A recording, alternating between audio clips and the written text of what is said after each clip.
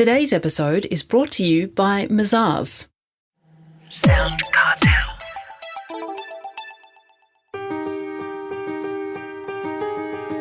From SoundCartel, I'm Nicole Goodman, and this is Business Essentials Daily.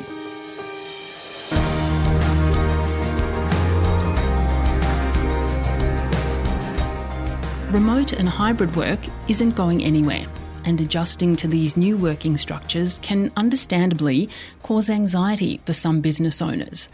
But rather than impacting negatively, could they benefit your business? CEO and co-founder of OnLoop, Projjal Ghatak, says the key to reaping the rewards is accountability that can be achieved with the right IT infrastructure and a mobile-first approach.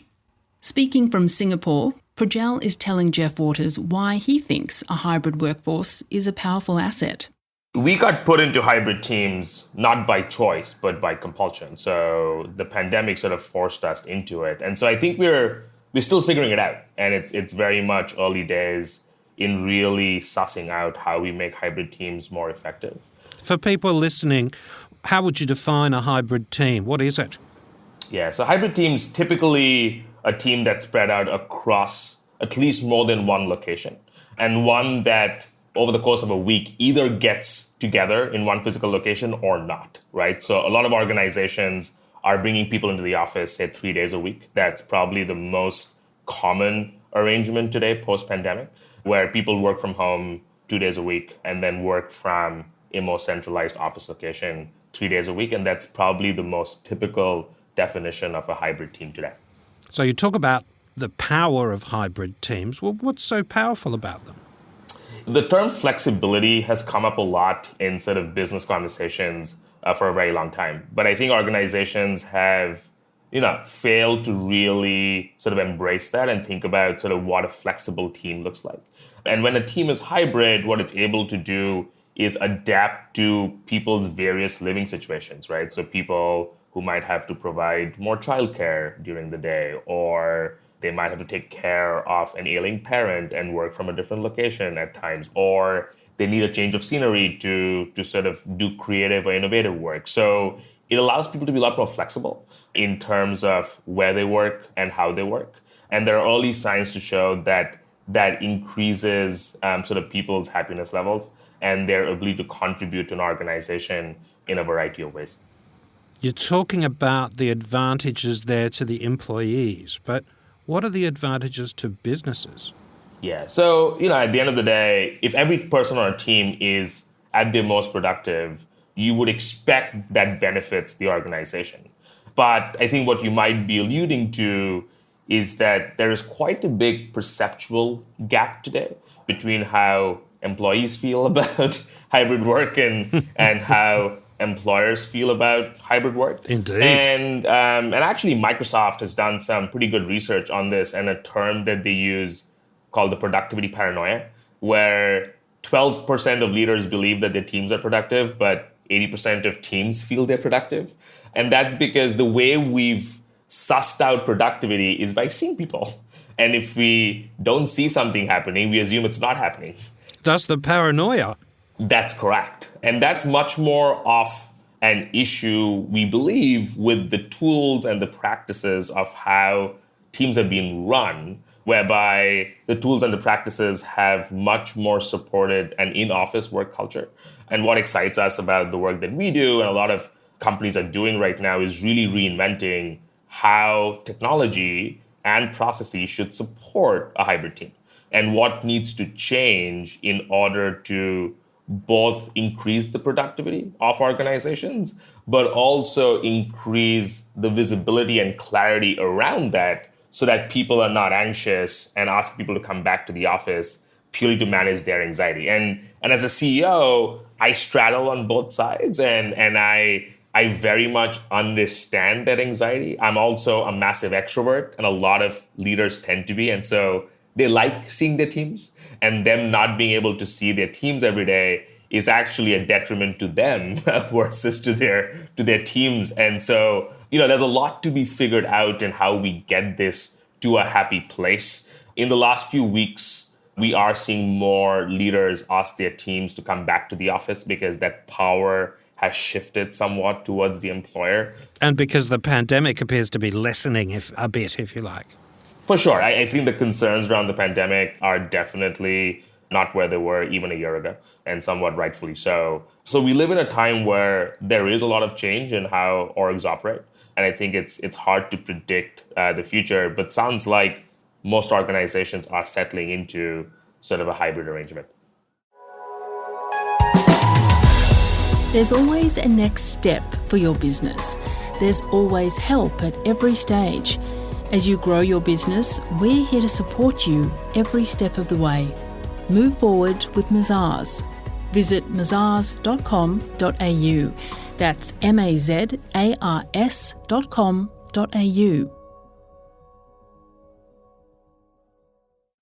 You talk about this 80% perception difference with 12% difference. Now, somebody's seriously deluded there, or is it that both are deluded and that there's a halfway point?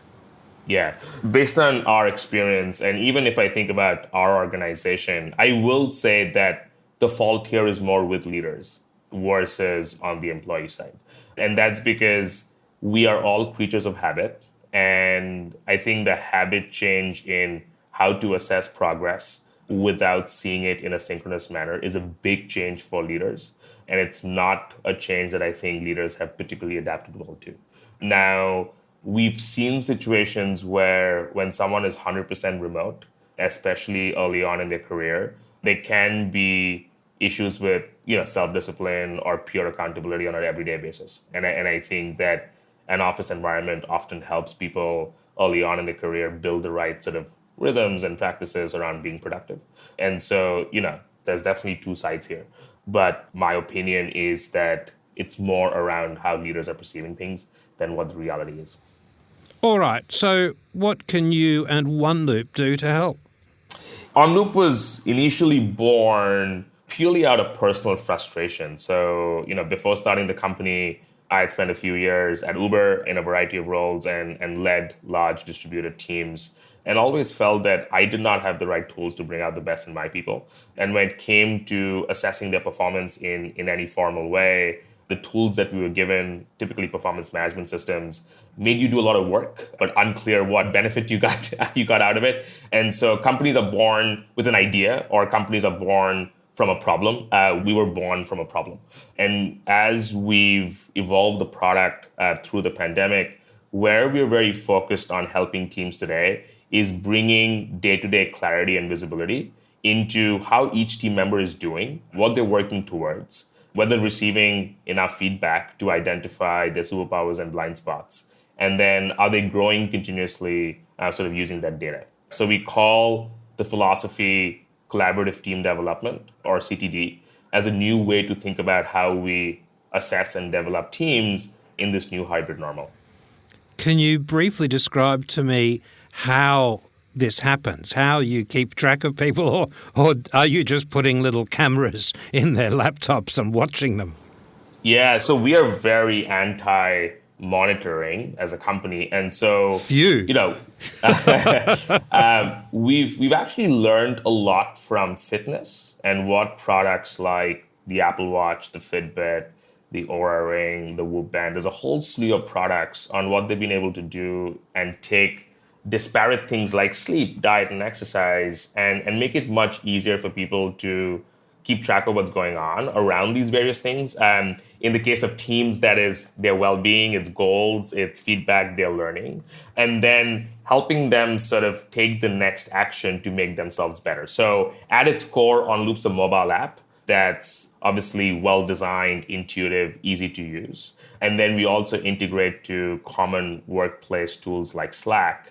And then through a combination of showing people progress against goals they're setting out, as well as sort of nudging them along the way, we help them and inspire them to provide input towards their own development, as well as that of their team members. And then at the end of it, at the end of a quarter or at the end of 6 months, we help summarize that for them using artificial intelligence. So there's been a lot of progress and a lot of buzz around ChatGPT and GPT-3 and language models the last few months. And we can go down that track if that's interesting to folks, whereby a computer's ability to build a narrative is often better than a lot of human beings. And so we help teams sort of collect the observations of how things are going and then use AI to build out a narrative in the form of what would be a typical review at the end of it.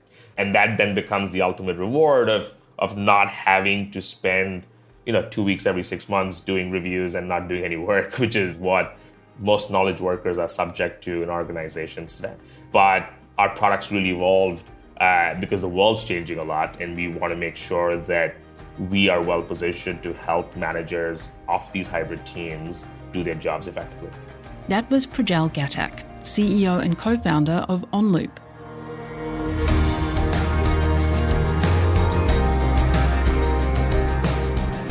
Business Essentials Daily is a SoundCartel podcast. Producers are Nick Schildberger, Chris Ashmore, Jeff Waters and myself. Technical production by Pete Letts. I'm Nicole Goodman. Thanks for listening. We'll bring you more Be Daily next week. SoundCartel.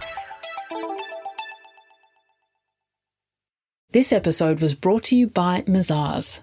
To find out more, visit mazars.com.au. That's mazars.com.au.